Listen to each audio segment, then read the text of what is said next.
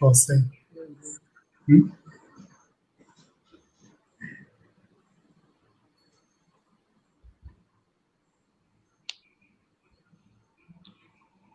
Airtel Twin. Person. Namaste. Very good evening to everyone. Welcome to the national webinar on the significance of Ayurveda in the 21st century, organized by the Bharatiya Shikshan Mandal Kerala Prant. In this regard, we have two eminent speakers with us today. First speaker, Vaidya Vinodkumar TG. He is currently the member of Board of Governors, Central Council for Indian Medicine under the Ministry of Ayush, Government of India. And he is also currently serving as a senior scientist in Jawaharlal Nehru Tropical Botanic Garden and Research Institute, Trivandrum. He is a graduate in Gurukula system of Ayurveda with 25 plus years of research experience in the relevant field. And he will be delivering us the lecture on Ayurveda education in the light of National Education Policy 2020. The second speaker of the day is Dr. Ramesh Varier. He's a graduate in Ayurveda medicine and surgery from the University of Kerala with 30 plus years of experience in the field of Ayurveda. Currently, he's serving as a chief of clinical research department at Kottakkal Arya Sala, and he is also the chairman of the technical committee for Ayush clinics and hospitals and a member of the accreditation committee of NABH Quality Council of India, New Delhi. He is also visiting faculty to the Natural and Integrative Medicine, Duisburg Essen University, Germany. He has represented Government of India in various international forums like World Health Assembly held in Geneva, Conference of Arab Health held in Dubai, and Woodstock Festival held in Poland. He is also an invited speaker by various universities across the globe, including Harvard. With this short introduction, I would like to invite Dr. Vinodkumar ji for the inaugural address on the topic National Education Policy in the Ayurveda education and the National Education Policy.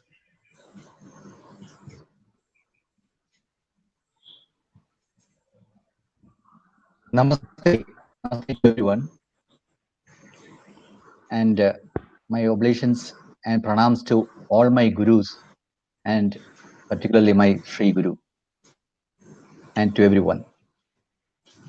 I hope I am audible and I am visible, or my presentation is visible to everyone. Am I? Yes, sir. Yes, sir. Thank you. So, it gives an immense pleasure. First of all, I thank the organizers, Bharatiya Shikshan Mandal, and particularly Unikrishan sir and Advocate Vishnu for inviting me to present Ayurveda education in National Education Policy 2020. And this was an overwhelming, rather a great, what do you call? It's a privilege, and I feel honored to have been invited to speak on this particular topic because it is of current importance all over Bharata. And though it has not been officially included, that is law and medicine, in which Ayurveda also comes in the present, document of National Education Policy 2020 explicitly. But if you read through the lines, read in between the lines of our National Education Policy 2020 of around 66 pages, if I remember correctly, and we can see that, we can incorporate the concepts. I would say all these trust, including Ayurveda.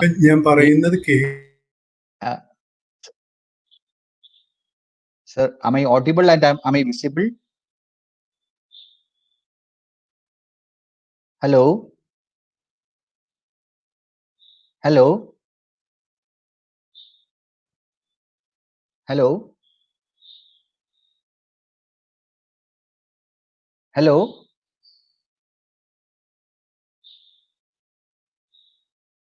Am I audible and visible?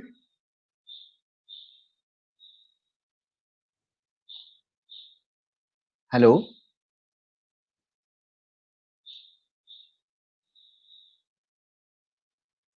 Can you hear me? Yes, sir. Yes, sir. Please go ahead. Okay. Because in between somebody talked, so I thought I was not. No, no, no. Please go ahead. Okay, Please go fine.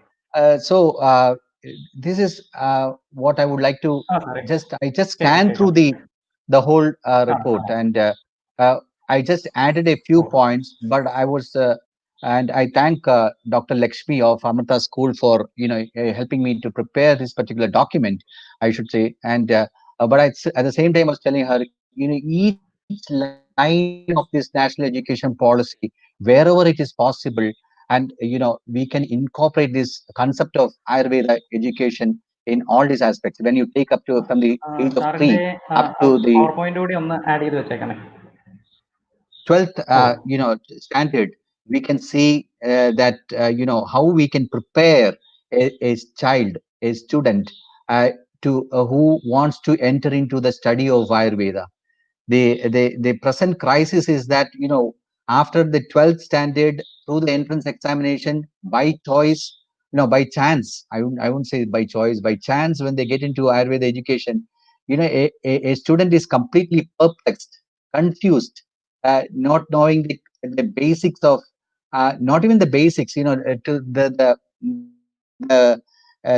the feel of Ayurveda, rather the language of Ayurveda, which is Sanskritam, and who is ignorant about that. And suddenly, when a student enters into Ayurvedic study, hearing about Tridosha, Saptadhatu, Panchamahabhuta, and everything, they get confused a lot, and or even, a little discouraged as well.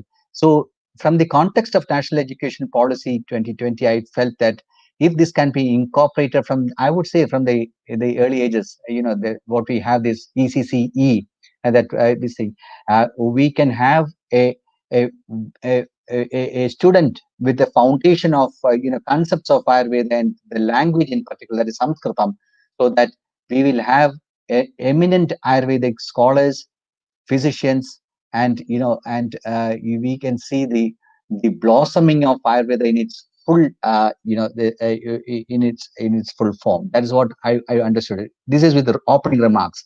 So coming to the National Education Policy 2020, as you know, that it has been approved by the Union Cabinet on 29th July 2020, and which outlines a vision of India's new education system.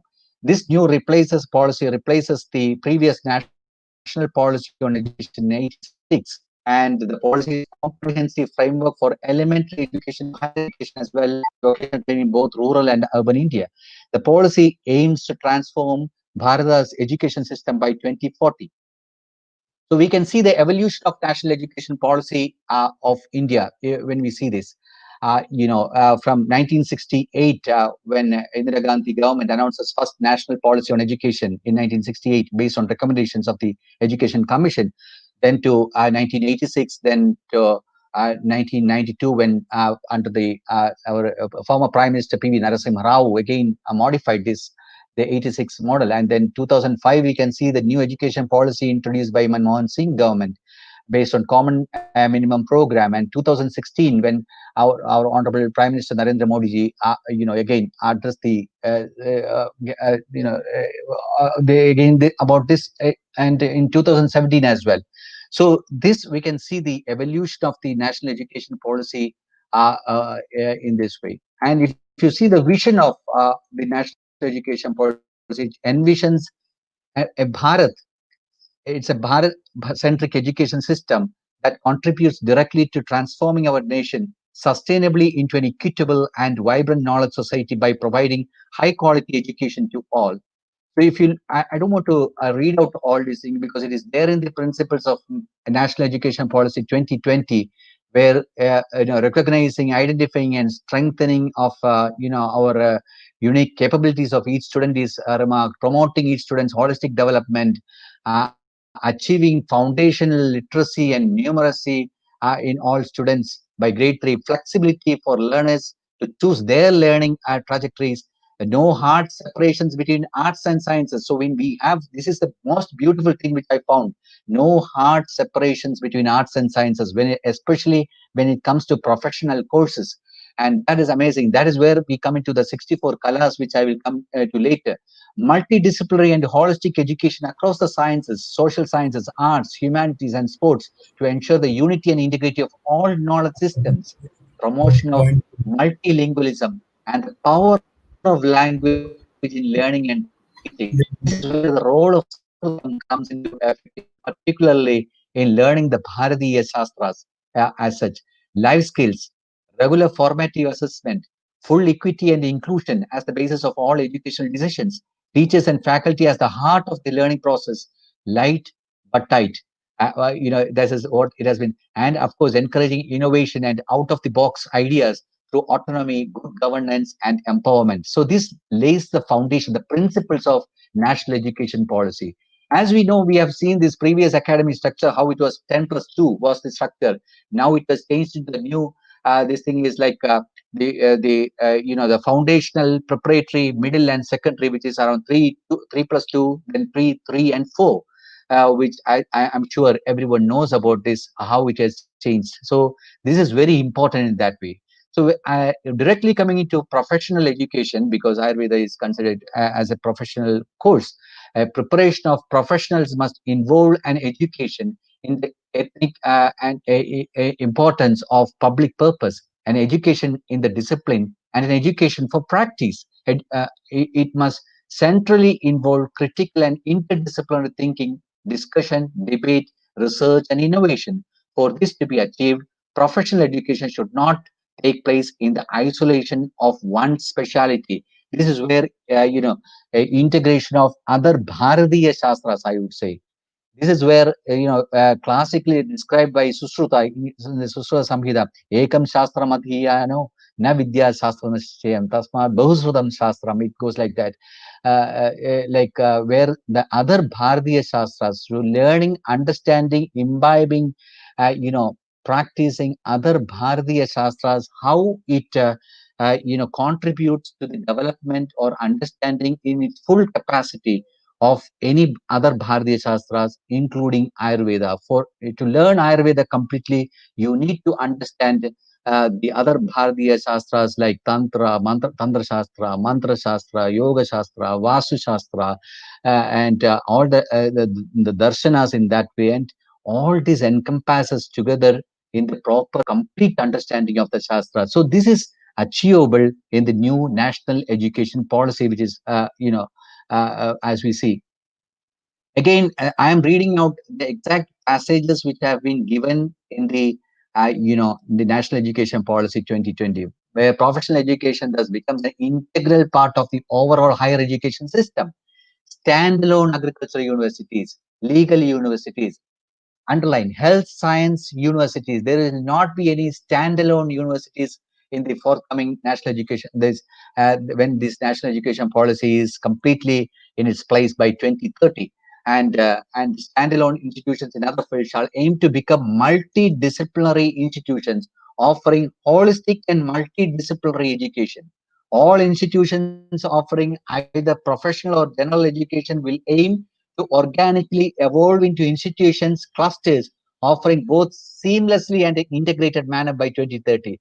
Goosebumps are coming when I read this, because I'm sure this will enrich, this will ensure that proper Bharatiya concept of a complete Vidyabhyasa Sampradaya as envisaged by the seers of yore, as envisaged by our great, acharyas of yesteryears, as it was envisioned and practiced in the institutions of Nalanda, Takshashila, Amaravati, Ujjain, Kashi, and n number of Gurukula system, Gurukula education, Vishwavidyalayas that we had.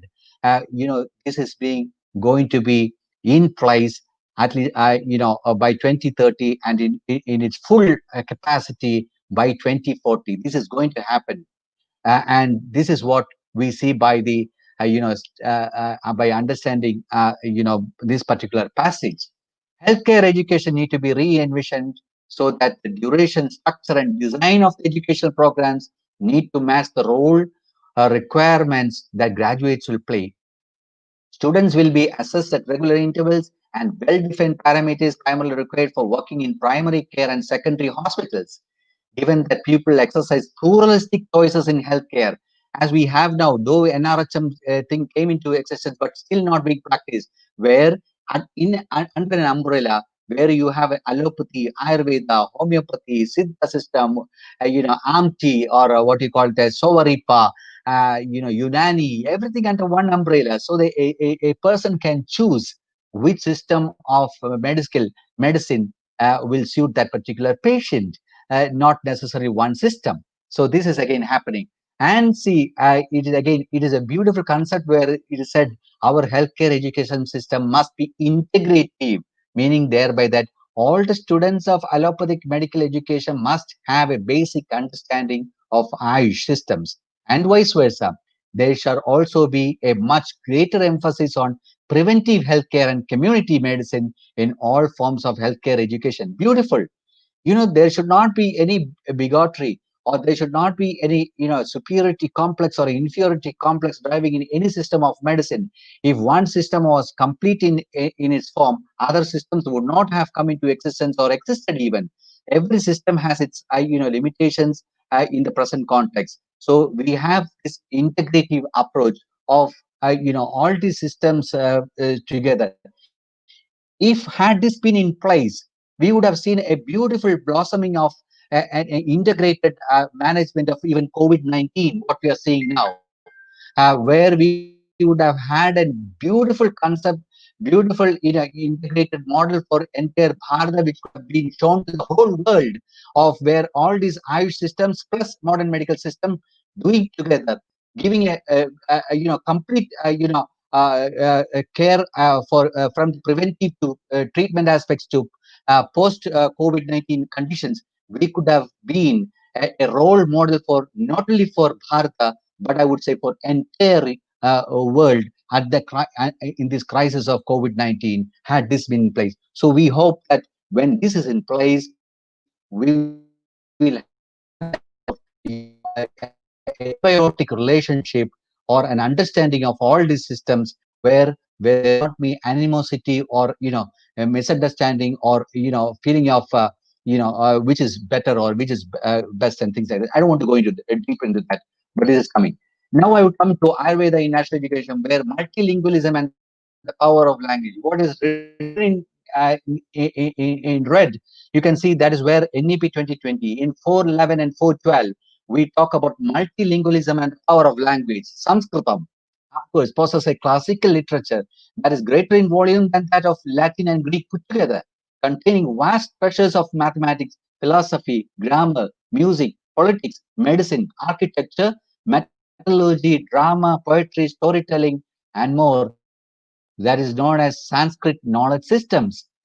We don't have to wait for the foreigners or the westerners or some American telling us, hey, there is something in your Sanskritam which is a complete language in its own, which has formed the basics of all Bharatiyas, not only Bharatiya Shastra, but entire world, whether you take medicine or politics or literature or architecture or music or grammar, it is there in this. Should we wait for the Westerner to tell this? Why we should have this colonized psyche even after 75 years of independence, that we still possess this 74 years of independence, that we still have this colonized psyche of waiting for a Westerner to tell us that we have this multilingualism and the power of language is here in Bharata.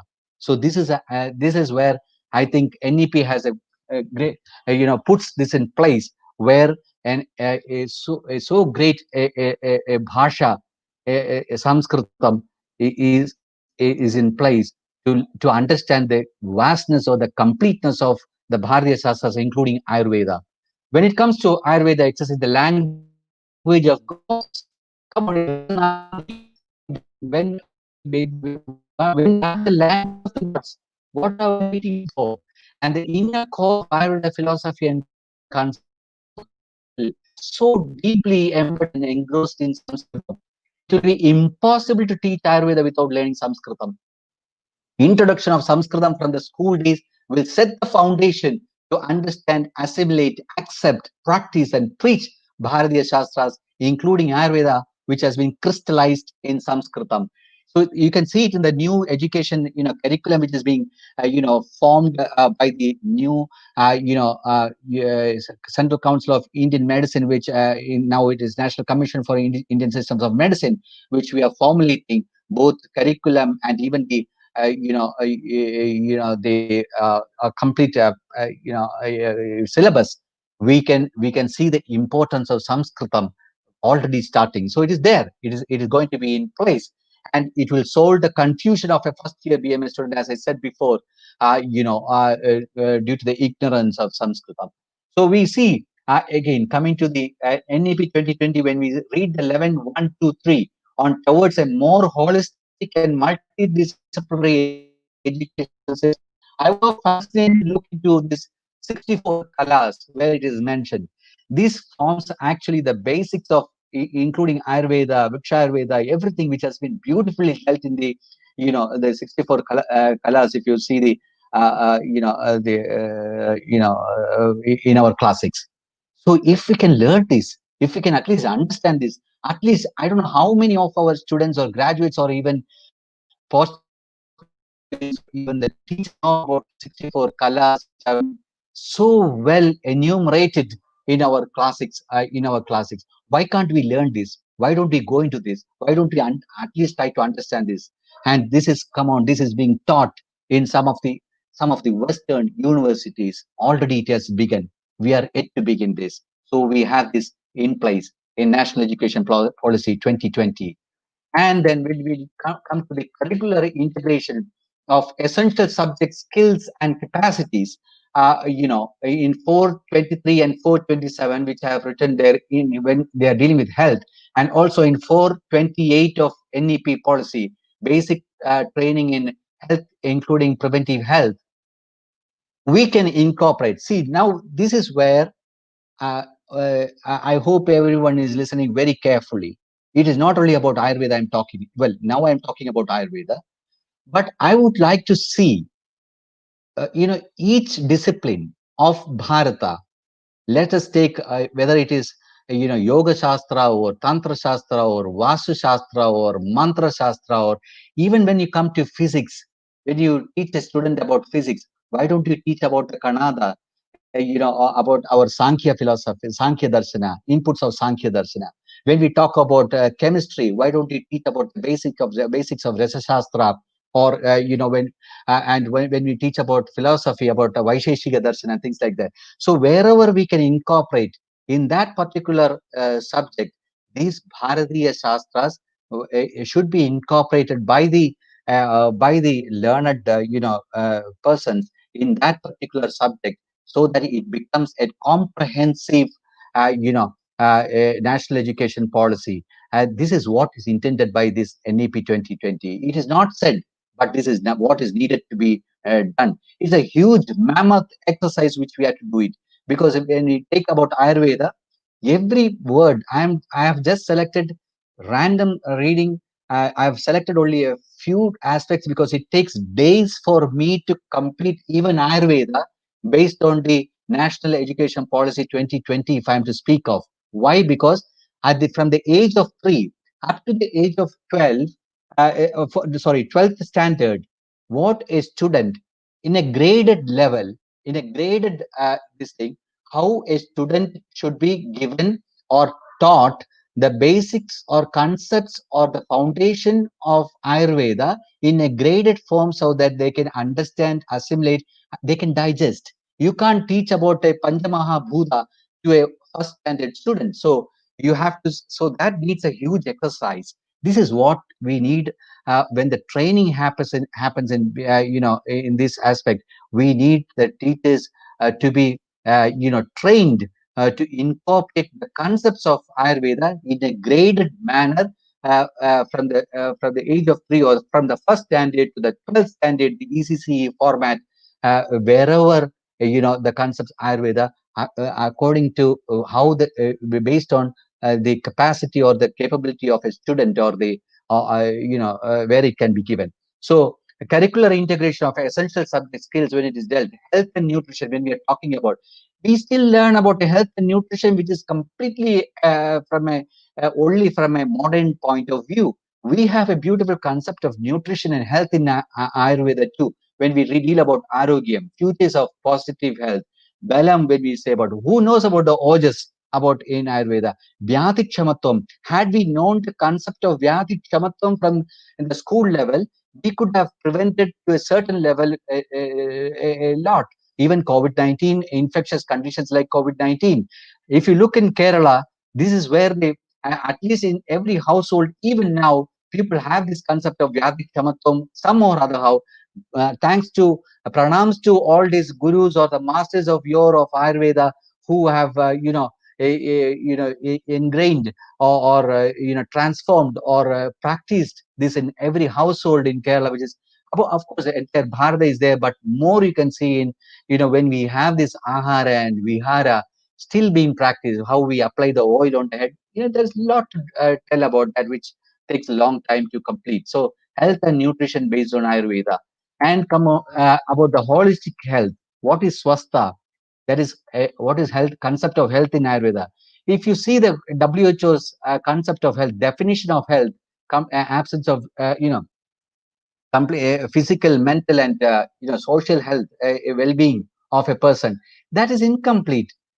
Beautifully described in Ayurveda. Samadosha, Samagnishta, Samadhatu, Malakriya, Prasanna, Atma, Indriya, Mana, Swastha, Itkabhidiyade. Beautiful. That forms the complete holistic concept of who is a healthy person. Why? Who I would like to see even a person in Angola or in Cuba or in Argentina, a student learning. This is the holistic health. This is the concept of definition of health. I would like to see this happening even in the remotest place in the planet. Let it be from Ayurveda, let it from Bharata, not then it becomes complete. We have to convince, we will be able to convince the whole world when we deal with all these put together, when a physical, mental, and spiritual faculties of a human being, when it is in complete equilibrium, that is health according to that is the concept of health. This should be taught. Complete literature, complete history of the medical world, all the whole medical history of the world should be rewritten. We know why it happened. We have been colonized for thousands of years, 800 years of Mughal rule, nearly 200 years of British rule have completely changed the concept. Macaulay and education have completely rooted out, changed our concepts of, Bharata's concept of all these things. We should bring, and I'm sure national education policy will set in place all these concepts of Bharat in place so that the whole world will understand scientifically. We can prove it scientifically that this is how a healthy person should be seen. I don't want to take much time again. Each subject, dosha, we can talk about on days. Agni, concept of Agni. If you know the concept of Agni means the digestive fire, the Bhudakti, Dhatwakti, and Jatarakti, three concepts of fire. If you know the concept of fire, then you understand what you should eat, when you should eat, where you should eat, how you should eat. If you know how all these things happen, when you know to balance how the Agni of the Jataragni or the Dhatva, then the Dhatwakti will be in place. When the Dhatwakti is in place, then a health is achieved.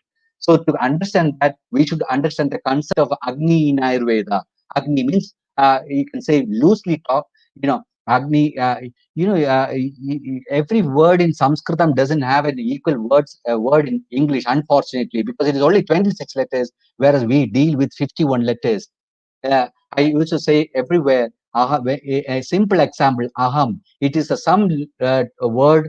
When you take the word aham in Sanskritam, in English, it's a linear language. English. It is not bad. It's a beautiful language, but it is only a linear language. When we deal with the Sanskritam, which is a meditative language, when you say aham, it has hundreds of meanings. One of the meanings is that you are the sum total of the letter from a, the first letter, to the ha, to the last letter, the 51st letter. That is aham. That is me. I. Beautiful. I don't want to go into the deep of that. You can talk on aham, the concept of that aham for days. the concept of when you when you dwell into the Tantra Shastra, when you dwell into the Mantra Shastra, then you can understand what I meant by that. Well, I just coming to just told about that. That's all. So the holistic concept of this thing. Food and nutrition, again, when we talk about aharam, food, we should know the concept of what is a sattvic diet, what is a rajasic diet, what is a tamasic diet. So if you know these sattvic and rajasic and tamasic dietary habits, then we will not have a rajasic offsprings or children or even people consuming only rajasic food will lead to a rajasic person having arrogance, violence and all these things. If you want to have and don't want to have a so anti-social elements in your rashtra, we need to understand the concept of ahara. What should be a sattvika ahara? I don't want to go into the deep again. So what should be a tamasika ahara? What is kept in mortuary, that is fridge or refrigerator, I consider it as a tamasika ahara. When it is frozen for 2 or 3 days or 4 days, again heated and reheated and then eaten, then it becomes a tamasika ahara.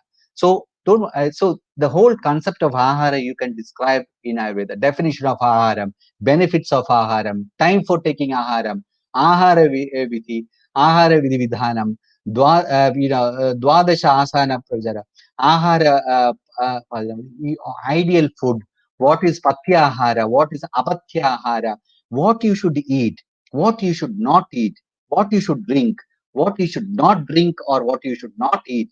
Especially when you have a particular disease, when you have jwara, okay, loosely translated into fever, you don't eat a pizza or say what you call a chicken biryani. You go for a kanji or what you call a rice porridge or which is very light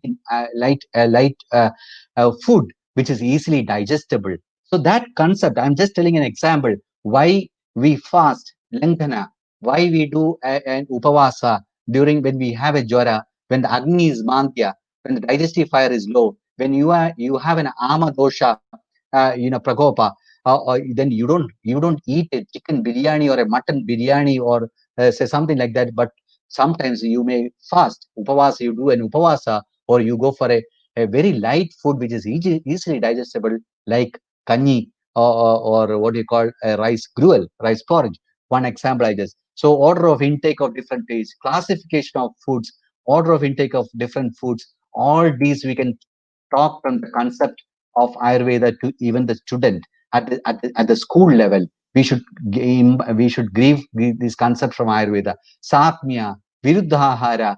You have what is called incompatible food. You can't mix, non-vegetarian food especially with fish with milk products. That leads to psoriasis-like condition. It is told in Ayurveda. So if this concept can be given to children, they will not go into when they are served by their mother or somebody at home. They should say, Amma, this is a viruddha according to Ayurveda. You should not have milk or milk products, or you will not have ice cream after a chicken biryani, because ice cream and chicken biryani is incompatible. It's a viruddha. So that concept is there in Ayurveda. How many children or how many households knows about this concept?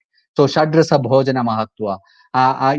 All these things can be so then when we come into experiential learning about the point 4.8 sports integrated learning and curricular integration of essential subject skills and capacities in the NEP 2020, where they deal in the fourth point 23, fourth 23 point, physical education, fitness, wellness, and sports. We can talk about Vyayama, future of proper Vyayama, benefits of Vyayama, indications for Vyayama, effects of excessive Vyayama, what happens, Changramana, then the benefits of Abhyanga, Padabhyanga, Shirobhyanga. Then coming to the very important point of Adharaniya Vega, Vega and Adhare, Vada Vinmutra Chavatruchutam. It goes like that, where you should not prevent, or you should not stop, or you should not for make all these vegas, That is very important because it leads to even myocardial infarction, a heart attack, if you hold a Vega. So all these things can be given from the concepts of Ayurveda. Introduction to sports medicine, our concept of Diyudha, Kalari, knowledge of Marma, yoga asanas, all these things can be given from the school level. Ethical and moral reasoning, when we talk about this, Sadvrutta, Prajnabrata concept, Achara Rasayana, all these, Ahimsa, Satyamastayam, it goes like that. And Yama, Dharma, Dharaniya Vega, Ratricharya, all these, we can give all this concept from Ayurveda when we are talking about ethical and moral reasoning according to the national education policy. So knowledge and practice of human values, where health, what is our Chadushpada, that Bishak Drivyani Upastada, Rogi Pada Chadushtayam. So these concepts, Niyama, Vaidya Vritti, what is Chadushpada, Vaidya Gunas, all these, basic concepts, introduction to the Shad Darshanas. What is, how many students knows about this Shad Darshana? Give alone the descriptive knows.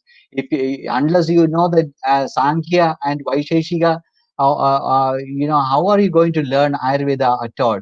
So, at least that much. If you don't know the yoga darshana, how are you going to talk about the yama, niyama, asana, pranayama, pratyahara, dharana, dhyana, samadhi, and all those things? It is impossible. So learning, incorporating these things, systems will, teach, the students in that way. Environmental awareness, including water and resource conservation, about Ritu. Now we are hearing about climate change. All over the world, we have departments, we have the ministries of climate change. How many of us know about the Uttarayana, the Dakshinayana, the concept of Ritu and Riducharya in Ayurveda, and the how we should protect our Jala, all the Pancha Mahabhutas. If you see the Pancha Mahabhutas are polluted now, then how do you expect a normal person to be in this planet at all? Impossibly. COVID-19 by chance or by this thing, what I would say, I say, Urvashi Saba, like, what do you say, it so happened, unfortunate, but then it has, I would say, given a lot of importance to the concept of environment, the environment protection, environment conservation, and the study of, all these things, Prakriti. What is Prakriti? What is, how we should protect? If you don't, how we should protect our biodiversity? If you don't have biodiversity, there is no Ayurveda. So if the protection of our biodiversity is very vital for Ayurveda, so it should start from childhood. And climate change, we can talk to the whole world about the concept of Ritu, about our Uttarayana, the Dakshinayana, and all these concepts. Then sanitation and hygiene, when we are talking about sanitation, the Dinacharya, beautifully described in Swastha Vritta, in Vagmatas, Ashtanga Hridaya, the first, it deals about Dinacharya, Ritucharya, purification of Jala Vayu, knowledge of introduction to dead bodies, Adharma, even Janabadodhamsa, if you look at Ayurveda, from Taraka Samhita, how a Janapatham is polluted through our adharma, through the adharma of the people in power as well as the people in concern, in places. When an adharma happens, yes, a Janapada Dhamsa happens. The Janapada Dhamsa happens, and there is catastrophe. There could be a massive, this, what you call it as epidemic outbreaks, and all these things can happen. It is told in Charaka Samhita in those days. Why don't we teach about the Janapada Dhamsa to at the school level, so that students will, to children, and of course the teachers will understand, so that we can prevent the epidemic outbreaks or the infectious disease outbreaks like COVID-19 is possible in that way. But so this is possible. Holistic health, how the balancing of the body. I already told about this, where you have the physical, mental, and spiritual, in place. Rudu Shodhana, Panchakarma, the importance of Rasayana, Pranayama, Dhyana, and all these things. When we come to organic living, when we are talking about agriculture practices and things like that in national education policy, how many people know about Vriksha Ayurveda? which has been enumerated so beautifully by Parashara Muni and so many other people in Ubhavana Vinota and Sharangadhara, and so many people have beautifully described greats where people have described about Vriksha Ayurveda. Why can't we incorporate into these agricultural practices and in agriculture? Introduction to medicinal plant, cultivation of medicinal plants in home garden, Ahara Varga and their guna. All these things can be taught at the school level. Yoga, introduction to Ashtanga Yoga. I already told Yama, Yamasana, Pranayama, Pratyahara. Medicine, then introduction to Ayurveda. Types of chikitsa, just basics, basic concepts. All this can be given to the student. Specific courses of it is again. This is again told in ethnomedicinal practices, knowledge of Dravya, Rasa Panchaga, Karma, and all those things which has been there.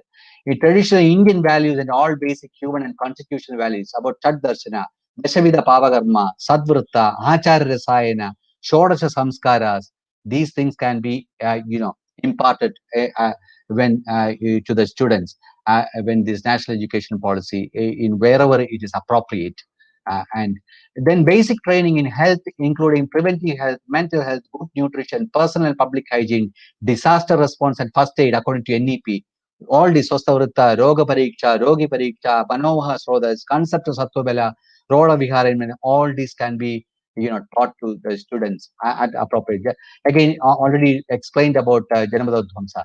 Support for gifted students or students with special talents, health and well-being clubs, yoga clubs can be in every school about have yoga clubs. We don't have again to be told by the Westerners, yoga is great. Training to follow Dinacharya, promote, Ridu Shodhana, promote Sattvrta related to hygiene, regular practice of yoga, regular practice of all these things. Knowledge of India when we are dealing about traditional Indian values, where we can constitution. What is a constitution? Our concept of Prakriti, of Vata, Pitta, and Kapha Prakriti.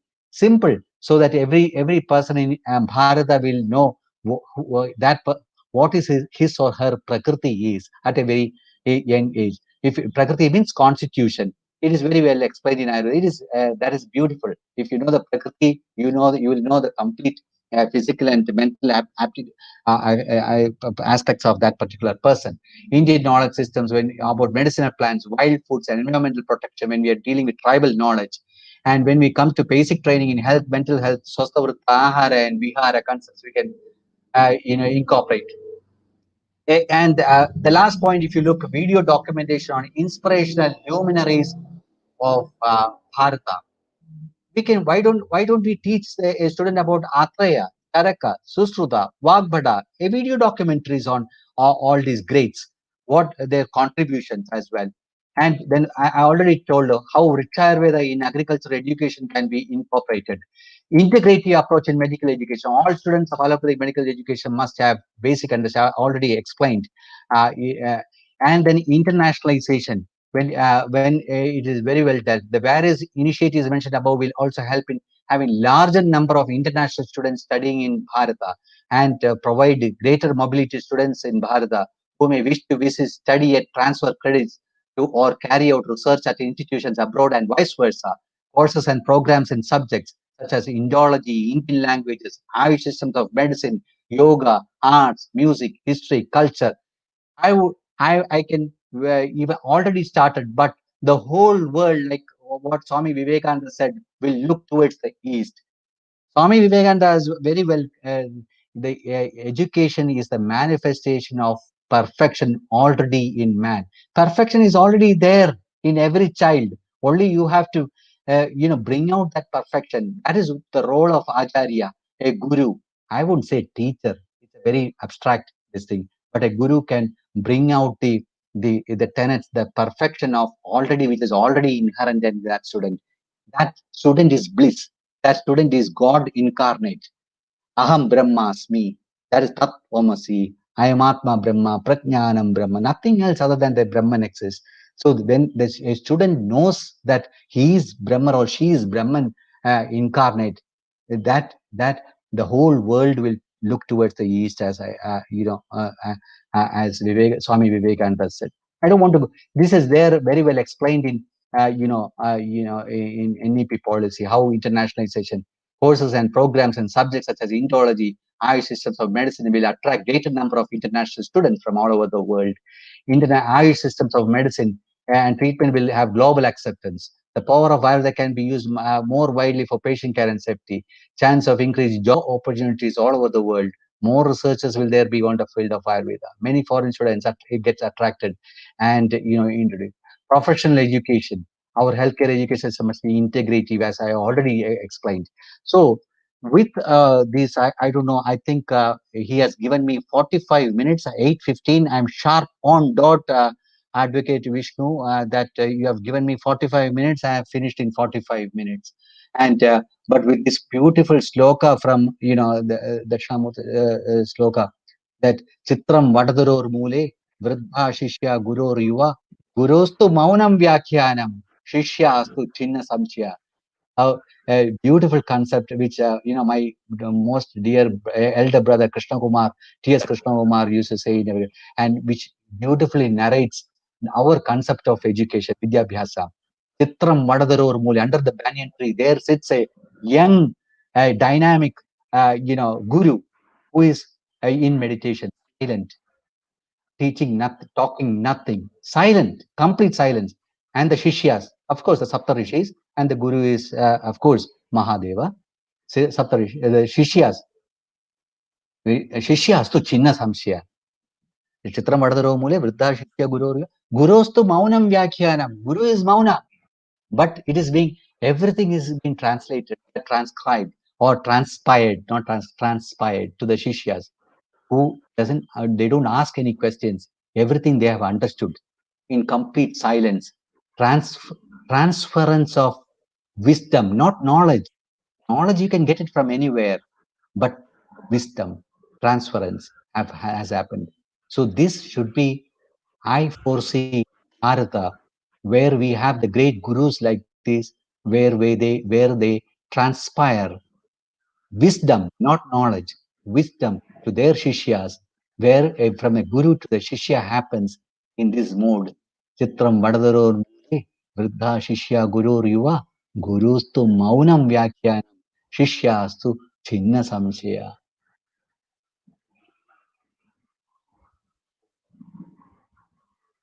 Namaste. Pranams to all. Dhanyawad. Vande Mataram.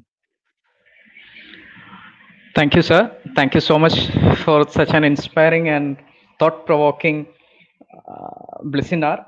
Now we call upon Dr.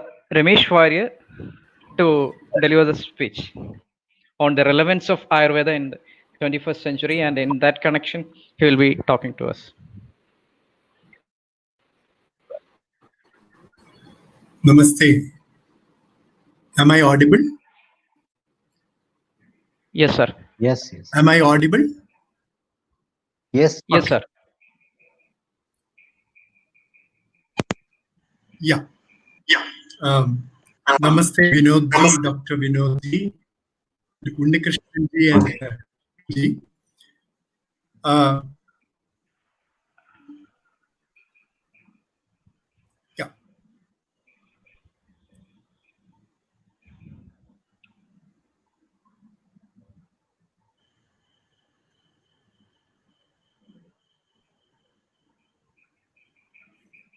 Namaste to everybody. First of all, let me thank the organizers for giving me an opportunity to present this subject in front of all of you, praying to Bharatiya and paying homage to our founder, Vaidya P.S. Varier, entering into the subject. This is about knowledge. Knowledge from any side is conducive to health, longevity, fame. Coming even from unfamiliar source should be received, assimilated from actually first millennium BC. One of our Acharya, Punarvaswatreya, has told. I hope I am audible. Is it clear? Yes, sir. Yes, sir. Yeah. Yes, sir. So this is now I am just moving on to the subject. I'm basically going to talk about the relevance of Ayurveda in the present global health scenario, giving you some aspects, the basics of Ayurveda also, and some aspects. These are the things I'm going to discuss.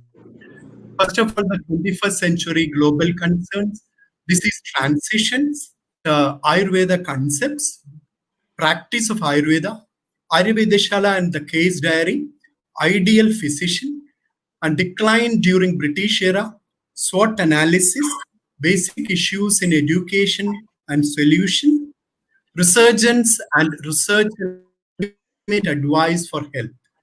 This actually, I'm I'll be taking 40 to 45 minutes. So just we will start. This is the 21st century global concerns. I'm borrowing the words of Dr. Margaret Chan, who was the WHO director.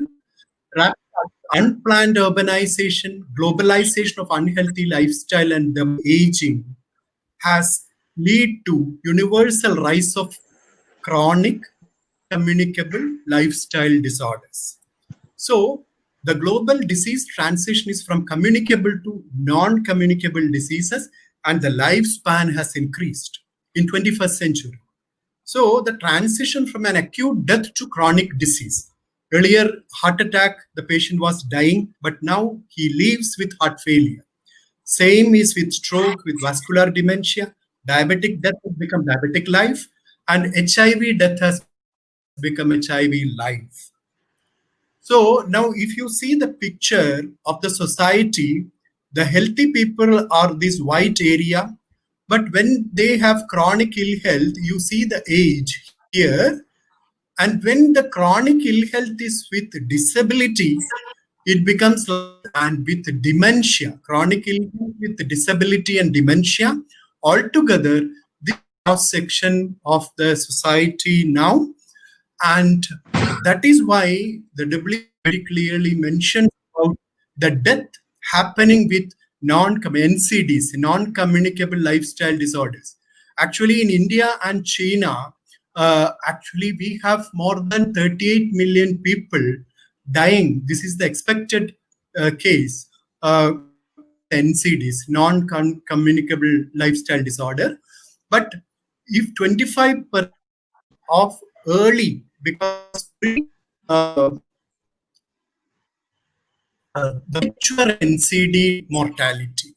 That means between the age of 30 to 70 are dying, but you can see in the chart in India and Russia, more than 25% deaths are happening in that way. This is expected. But now we know that the COVID has completely changed the world health scenario. Post-COVID scenario, I was discussing about pre-COVID scenario, the chronic non-communicable diseases, because communicable diseases were under control. But now we can see that post-COVID, what is going to happen, the picture is still not clear. So now we come to human nature and human beings have an inseparable link. We are creations. So existence or survival depends on learning to live with. Somewhere during the Renaissance period, human beings in an attempt to courage developed an attitude to drift away from its encompassing effects. So we tend to, what we need to know, we ignore the human body does react to nature's ever changes. So rapid scientific progress diverted our mind from nature to many, many other things. So here is the relevance of Ayurveda. So the stages of transition, we all know that actually this is a famous picture. We have from the primitive stage, we have now again come to the electronic this thing, but our transition is like this only. And what is Ayurveda? Because Dr. Vinodji has very clearly mentioned about all aspects. I'm just going to briefly tell about all these things. It's a traditional medicine of India, indigenous medicine of India. It can be called, some people call it a herbal medicine, side effect free, kashayam, arishtam, massage. All these are connected with words with Ayurveda. But actually speaking, it is the knowledge of life. traditional medicine system of India, widely practiced uninterruptedly, at least from the beginning of Buddhist period. There are codified literature dated thousands of years back, Samhita, Sushruta Samhita, or all Ashtanga Hridayam, Ashtanga Sangraham, first organized form of medicine in the planet, and continues still a vibrant system of healthcare for millions. That is what we are going to discuss. So, Ayur means knowledge when Veda means life. It has two parts. Basically, Swastha Vrittam is all about healthy man's regimen, and Atura Vrittam is all about disease management. So, it perceives man as an integral part of nature, treating his ailments considering the holistic approach, body, mind, spirit together. And its approach, his well-being is philosophical in principle and holistic in technique. So every ailment is conceived as a psychosomatic manifestation, and its eradication procedure is functional and integrative rather than symptomatic or factorial. And along with medication, Ayurveda insists on good habits and dietary control. Thus, it becomes a comprehensive healthcare system with holistic approach. So now, if you see, there is a philosophy behind it. There are certain principles which we follow, and the practice of Ayurveda. So it is a well-organized system or knowledge of medicine, and it is supposed to be a part of Veda, the Upaveda of Atharva Veda. That is the philosophy. And the concept, many concept, Vinodji has already explained, but I'm just telling about the Tridosha theory. It is a functional or dynamic equilibrium of the body. The Vata is responsible for all the communication, transport, movement of the body, and Pitta is responsible for the actions of digestion, transformation, metabolism, and Kapha denotes cohesion, lubrication, connection. These are all actually broad classification, but what we need to understand is that it's a dynamic equilibrium. And if you see the salient features of Ayurveda, I told about Swastha Vrittam, it's healthy man's regimen. Dinacharya is all about our daily routine and social well-being. Ritucharya is when a ritu change, when the winter changes into summer or to rainy season, our body does react to the nature. So at that time, how to keep our health? This is what Ritucharya is all about. And natural urges also, we have already explained, our appetite, sneezing, coughing, defecation, urination, all these are natural urges. So these natural urges, we need to naturally, we should not inhibit it or forcefully excite it. Because Ayurveda says that if it becomes a part of our body, because in modern lifestyle, we suppress everything because we are in a meeting, we have to suppress the natural urges. So if it becomes a part of your body style, then it leads to internal imbalances and leads to permanent. And dietetics in other conditions like pregnancy and all, just against all our health, our natural strength, and ojas can be maintained. Ayurveda discusses, and code of conduct is ethics. So when I come to the doctor's ethics, I will tell about that. And pregnancy, the prenatal care, and during pregnancy time also it describes. And as I told, it's all about disease management.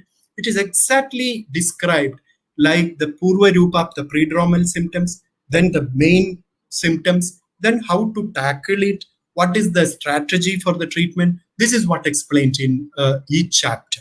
And surgery, Sushruta was supposed to be the father of the surgery, and it is very beautifully described, Sushruta Samhita. Even 7 types of fractures, rhinoplasty, how to dissect a dead body, all these things Acharya Sushruta has well clearly mentioned. And Marma is all about the vital points of the body. And the Marma therapy is still used in many areas of Kerala and Tamil Nadu. And Marma is actually a particular areas of vital areas of the body which has to be protected. Otherwise, permanent disability or death can happen. Panchakarma is all about, it's very, very relevant in modern era, all about purificatory therapy, how to detoxify the body with a systematic way. That is where Panchakarma is described. And geriatrics is very much needed now because aging population every country is having. So how to handle age-related issues. And of course, the lifestyle Ayurveda very clearly mentions. And so it is a holistic approach of mind, body, soul together. And three pillars Ayurveda very prominently tell that if you are careful about your diet, if you are getting adequate quality good sleep, and brahmacharya, self-disciplined sexual activities, these things are very essential for maintaining your health. And in a nutshell, it's a science of healing, a way of life or living culture. And now, if you see an Ayurvedic physician, all these these are all non-communicable chronic lifestyle disorders. Paralysis of varied etiology, autoimmune problems like arthritis, skin issues, neurodisco-degenerative disorders, myelopathies, myopathies, psoriasis, cerebral palsy, then peripheral vascular diseases, migraine, autism, allergic disorders, chronic liver, chronic kidney disorders, motor neuron diseases, Parkinson's, progressive supranuclear palsy, age-related issues, cancer. So many things come to Ayurveda physicians. And if you see the prognosis, we can very clearly say that this is actually, there are diseases which have sadhya and asadhya, curable and incurable, but all these things mostly come under incurable conditions.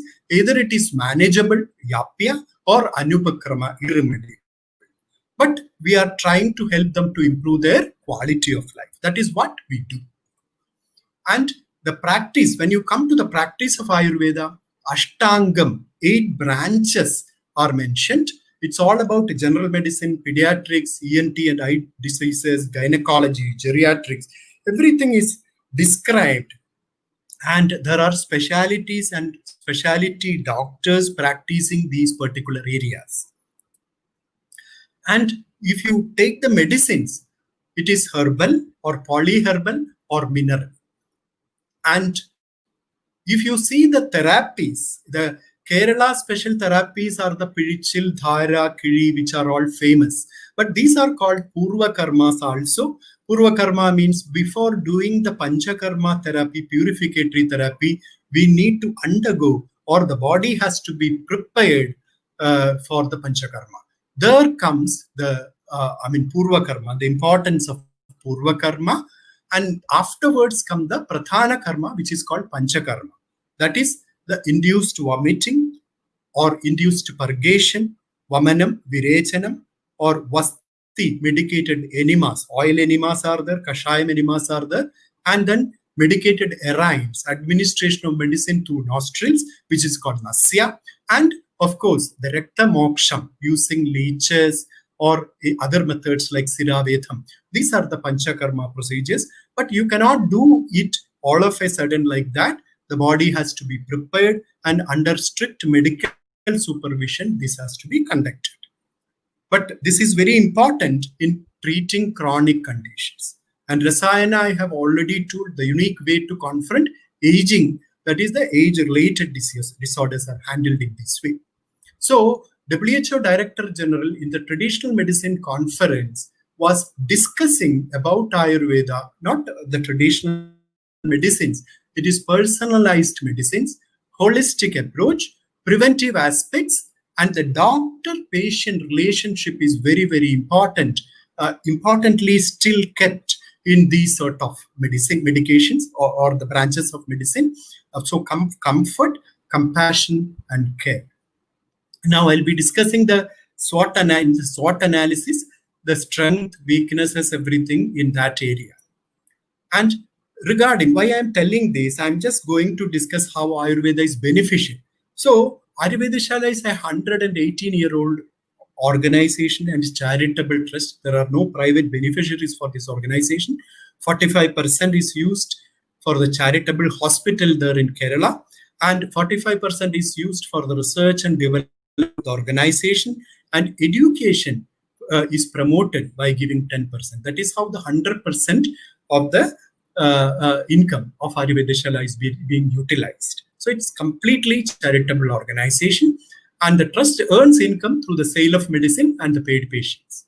So the main objective is the genuine Ayurveda manufacturing of medicine, sale and treatment of patients, and research and education. So patients from all over the country, that means even all over India, as well as from more than 52 countries with chronic problems, come to us.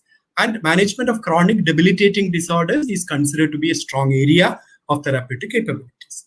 So now I'm just going to the records very quickly. The records. You see, this is a before treatment case of psoriasis, which is an autoimmune problem, inflammatory skin disease. You can see the skin scaling and the condition of the skin. But after the treatment of Panchakarma, the patient's condition considerably improves, inflammation reduced, and skin has become better. And this is another condition called lichen planus, a chronic skin problem, again an autoimmune problem, inflammatory issues. And here you can see the skin before treatment and after treatment also. It has become considerably reduced and the skin is becoming normal. And sorry, this is an 18-year-old girl from Saudi Arabia. This is basically a surgical case of scoliosis, but fortunately, I'm not claiming that everybody is responding in this way, but this patient considerably improved with Ayurvedic treatment without surgery. You can see that this is the condition of the spine, and slowly it has improved, and it has considerably improved by 2008. And this is an American naval officer who came with rectal cancer and ulcerative colitis to me, because I was practicing in Delhi 17 years. So there he came with profuse bleeding. He was not having rectum and all. I was a little skeptical to take this case, but a surgeon brought him because he was allergic to so many allopathic medicine. And that is how he came, traveled all the way from USA and came to Delhi. And we took the treatment, and he very, very positively responded. Bleeding completely stopped within a period of 1 month, and 3 months he took the medicine and he was comfortable. His gastroenterologist from USA contacted, and again after 6 years he became a victim of testicular cancer. Testis was removed, chemotherapy was given, but he got a Klebsiella infection and he didn't respond to any antibiotics, but came to India. We did the purificatory Panchakarma treatment, and afterwards the same antibiotics helped him. Because I'm just mentioning how two systems together has helped to improve the quality of life of the patient. And this is another case from Australia, motor neuron disease, which there is no cure anywhere in the world. Slowly, the motor functions deteriorate. This lady was having swallowing difficulties, completely wheelchair bound. But with the treatment of Ayurveda, she started walking, and she started walking without support. So this is another case. And this is another boy from, USA, an Indian-based boy, but completely crippled with road accidents, completely bedridden. But after a 6 Ayurvedic treatment, he started walking. So I was just mentioning about chronic conditions help to improve the quality of life of patients. Now, come to the education part. Ayurveda is a well-documented stream of knowledge. I've already told. Well-known classical literatures are all in Sanskrit. It varies actually from 200 BC to 200 AD, all these were, classical texts were, prepared. Charaka, Sushruta, Ashtanga Hrudayam, Ashtanga Sangraham. So there is a well-documented stream of knowledge. And ethics of physician, how a physician should be. Because this is the classical ethics Samhita. You can see the Sanskrit word is there, but I'll read out the meaning. The patient may distrust his mother, father, sons, and relatives, but would put himself in the physician's hands with complete trust. The physician should therefore safeguard him like his son or daughter. This is what Sushruta, because a beautifully described ethics, because nothing else can need to be discussed about ethics. You should safeguard your patient like your son or daughter. That is it. And this is another quotation from Ashtanga Hridayam. Glory to the physicians of noble conduct and keen understanding of medical texts. Glory to the physician whose practical experience is profound. Glories to the physician who regard all living beings as their own children and friends. And now, this is another quotation from Charakacharya, the physician who entering the inner conscience of a patient with the lamp of knowledge and intelligence is not really treating the ailment in its true sense. The intelligence and getting into the inner conscience of the patient is very, very important according to Charakacharya. So what is actually spiritual intelligence? I just searched for management book, and all management books says that these are the 8 signs of spiritual intelligence: flexibility, self-awareness, ability to face and use suffering, tendency to probe and ask fundamental questions, ability to be inspired by a vision, ability to work against convention, ability to see connection between diverse things and think holistically, and a desire and capability to cause little harm as possible. I think that our medical education should be based on this, because a doctor should have all the qualities, all these qualities. And of course, and finally, Acharya says that by mastering one branch of science, a person does not comprehend science. A physician should broaden his understanding by the study of many disciplines. This is from Sushruta. So this discusses about how they are envisaging the qualities of a physician. And now come to modern aspect. William Osler, The Evolution of Modern Medicine, says that medicine arises out of primal sympathy of man with man, out of desire to help those in sorrow. We need to sickness. So, and the good physician treats the disease, and the great physician treats the patient who has the disease. So how effectively, friendly, and compassionate are we in this age? Because you just see the words of Dr. Madhavan Kuti, who was the principal of Calicut Medical College. He discusses about modern physicians. It is applicable to everybody. Today, the physician is no longer a friend, philosopher, or guide. The ultra-modern medical scientist is a sleek, streamlined, electronically oriented, gadget-conscious, computerized automation who does not and cannot work alone. When he starts looking at the patient from a narrow angle as a machine composed of many systems and hopes that it can be repaired by correcting the local manifest faults, he causes a big slide in the value system of medicine and irretrievable damage is done. This is very, very true in modern scenario. And now, suppose, because this is one aspect of degradation and decline in Ayurveda during British period.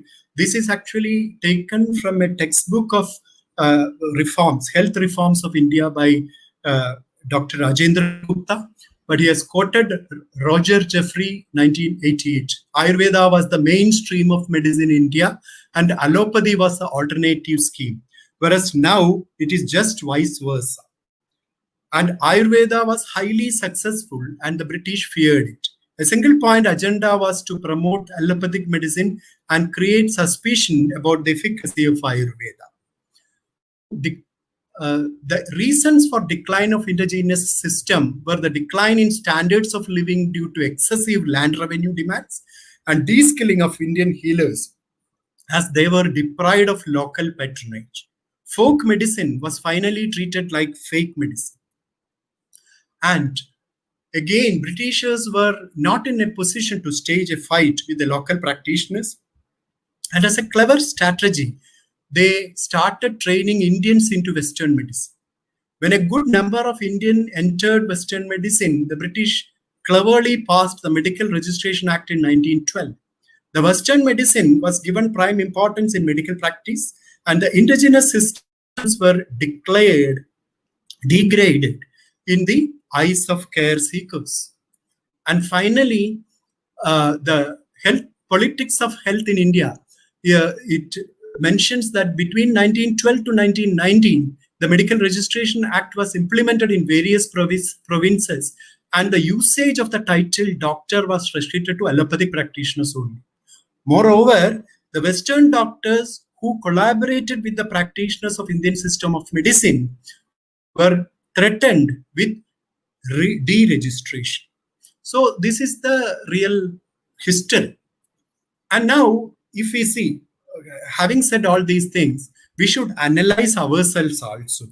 If you see the SWOT analysis, strength of Ayurveda, specifically all these traditional systems are rich in concepts, holistic and psychosomatic approach, preventive and treatment aspect, antioxidants, immunomodulators, hepatoprotectants, able to complement other systems in the medical care, Rasayana or geriatric chikima and other unique therapies, Marma, Chara Sutra, are all strength of the system.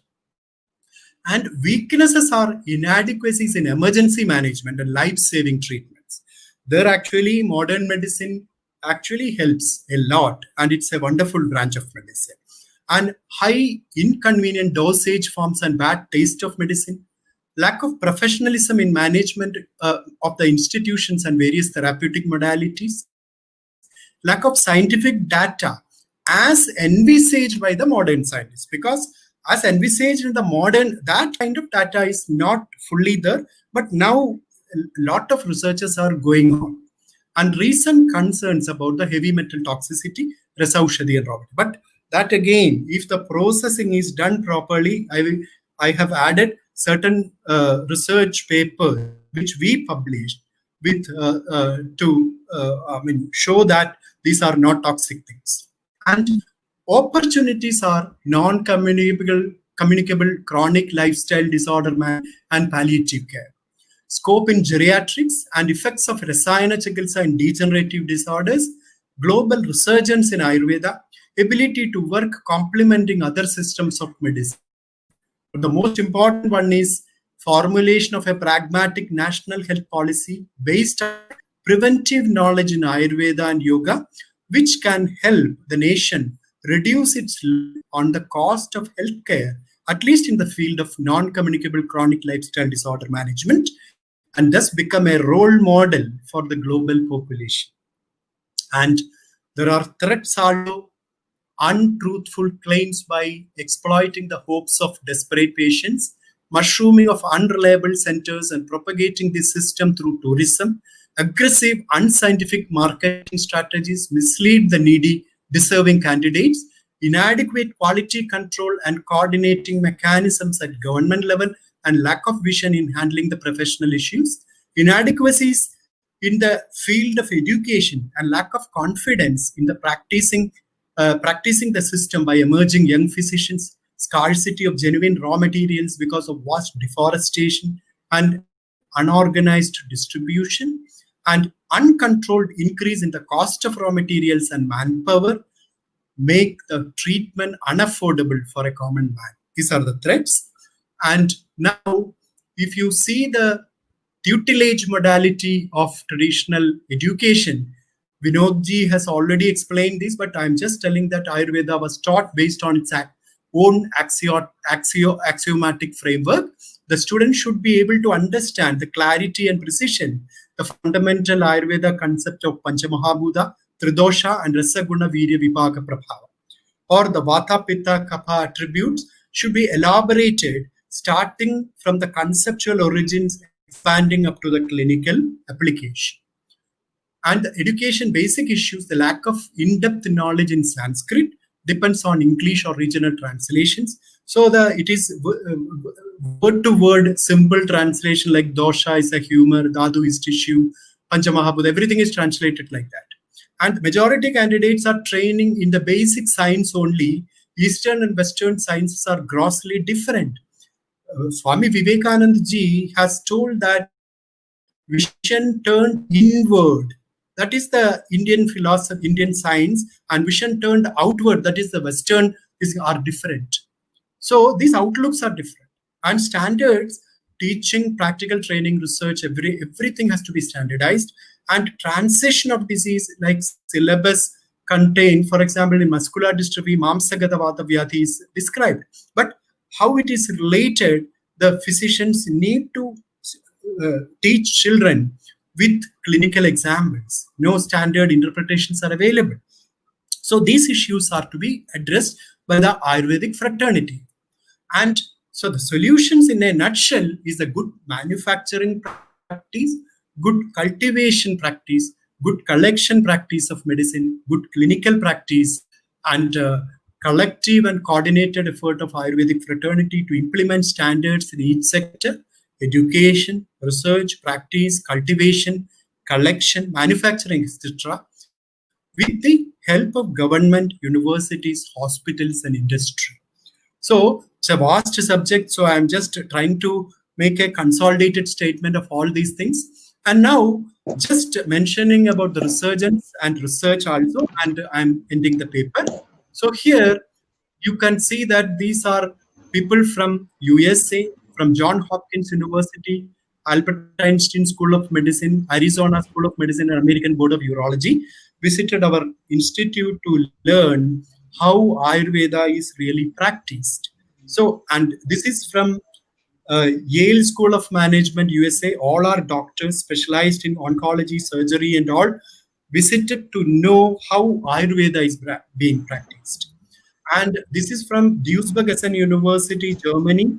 I was a faculty to them. I used to go there. All our doctors, they are learning Ayurveda now. Now we have a tie-up with Kottakkal Ayurveda College.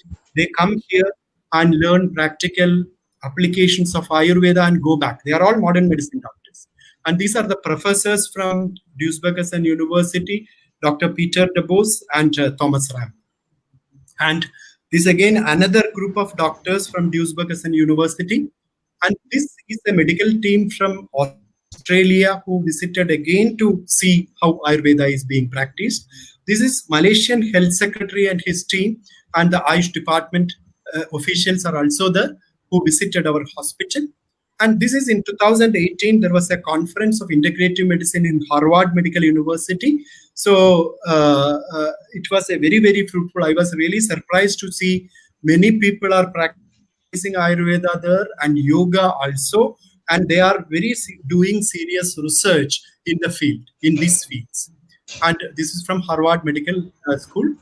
And these are certain papers. This is from Journal of Translational Medicine, has published about the Vata, Pitta, Kapha body constitutions with genomic, because whole genomic expression of biochemical correlates extreme constitutional type. Actually, the Bhavana Parashar, genomics and molecular medicine, functional genomics unit, Institute of Genomics and Integrative Biology. They have published this paper. It is available in the net. This is abstract is an integration of Ayurveda with genomics holds potential and promise for future predictive medicine. And this is my paper. Actually, I was working in the field of palliative medicine, where to improve the quality of life of terminally afflicted cancer patients in Calicut Medical College, along with modern medicine people.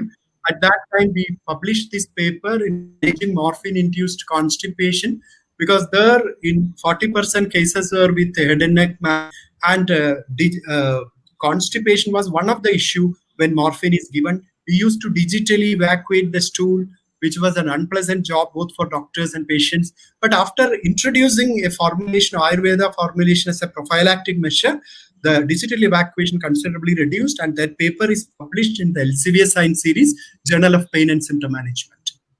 And this is psychological mechanism of traditional healing. This is about Shirodhara technique performed. This is actually done in Tokyo Denki University, published in Journal of International Society of Life Information Science. And this is effectiveness of leech therapy in osteoarthritis of knee, published by the Duisburg University, Germany. They are very scientifically doing that leech therapy in Germany. And these are Dr. Sharadini Dehanukar, who was the head of department of Bombay Seth Medical College, the clinical study of 6 Rasayana plants, which is Amlaki, Guduchi, Shatavari, Ashwagandha, Haritaki, and Pippali. She has published these papers in peer-reviewed international journals. And this is about Triphala. We all know about Triphala. This is a DRDO paper I'm quoting here, anti-cancer, chemo-preventive and radio-protective action of Triphala. And Triphala has got this oxidative stress reduces, inflammation reduces, immune modulation, adaptogenic, this thing. So this is a well-researched paper. And that again, you might have heard about the microbiome of human body that is responsible for especially in the large intestine and the human body, a lot of microbiota is there.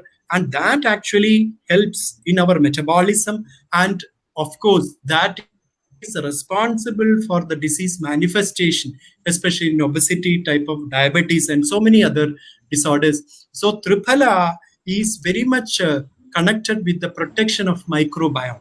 So if you take a Triphala, antimicrobial activity also is there, but at the same time, it has got a protective nature in the microbiome. And this is occasionally very recently published paper in the Current Science, volume 118, 2020, Ayurveda Rasayana in the prophylaxis of COVID.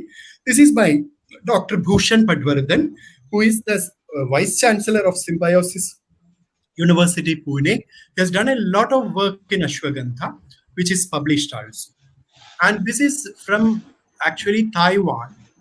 Taiwan Medical University has published about ginger, the activity against syncytial virus in human respiratory tract cell lines. This is again a published paper. And this is Vibha Dwivedi, Ayurvedashala is participated in this in vivo effect of the traditional formulations in Drosophila melanogaster related to therapeutic applications. So here, Amalaki Rasayan Rasasintur, this was given. So in a human model, the health by DNA damage repair and increase telomerase activity. In a fruit fly model, we have observed that increased fecundity, resistance of temperature. And in mouse model, it was a cardioprotective action, special effect of myocardial energetics, muscle contractile function, and exercise tolerance. And now, this is another paper which we published last July only. This is a chemical profiling of a polyherbal formulation by tandem mass spectroscopic analysis with multiple ionization techniques of Gulgulu Tiktam Kashaya, which we are using in cancer because we have a cancer clinic there. There we are going to have a clinical research with the Institute of Science and MV. We have signed a MOU already. So the Gulgulu Tiktam is one medicine which is used in cancer. So this has got so many phytochemical responsible for its therapeutic effects. And this is another, this is the last slide. This is a software that we have prepared to see the adulteration in our herbal raw material. So if a raw material comes, you will see two figures. This is actually Punarnava. So there is a reference image and there is a sample image. So you can compare using the computer software so that the difference. This is an adulterant or another plant, but this is the original plant. So this is the original plant and this is the adulterant. So we can compare these two. So technology also is being used to learn Ayurveda and to scientifically validate things like manufacturing everything. So I was just trying to mention is that Ayurveda is just not rejuvenation, but a way of life for positive health and a system of medicine for the ailing humanity. So, at last, my ultimate, the last slide, advice of health described in Ashtanga Hridaya in Ayurveda. You just see the holistic approach, what Ayurveda discusses. One who enjoys wholesome food every day, who introspects on his actions, who is zealous, who looks on all with equal eye, who giving, who delights in the service of virtuous men, he remains free from illness. And this is in a nutshell I have to discuss today. And these are the references of the papers of which I have shown. And thank you very much for your patient hearing. I once again thank the organizers for giving me this opportunity to be present in this August assembly. Thank you very much. Thank you. Thank you, sir. Thank you so much for the informative session of 45 minutes. Now I call upon Dr. K. Unnikrishnan, State President of Bharatiya Shikshan Mandal, Kerala chapter, for the concluding remarks. Namaste. We have been listening to very significant talks about health management in India. I have no words to express our gratitude to both of them for their extremely significant and timely interpretations of the significance of Ayurveda in India. Thank you, Dr. Vinodji, for relating and suggesting many meaningful points regarding the implementation of the national education policy and how health management can be improved by the national education policy. I think it is the duty of all of us, the public, to support this kind of suggestions to be implemented in the school and college curriculum.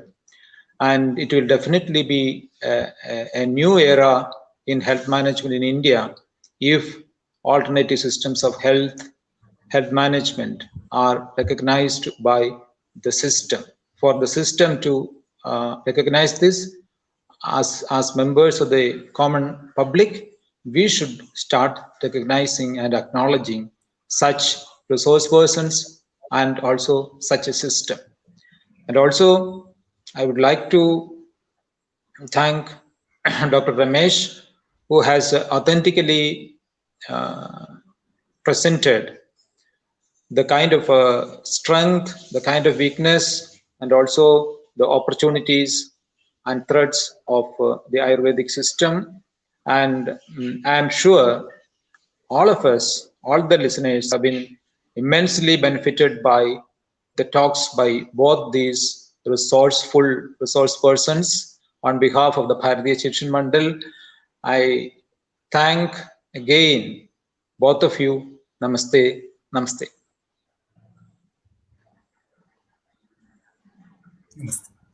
Namaste.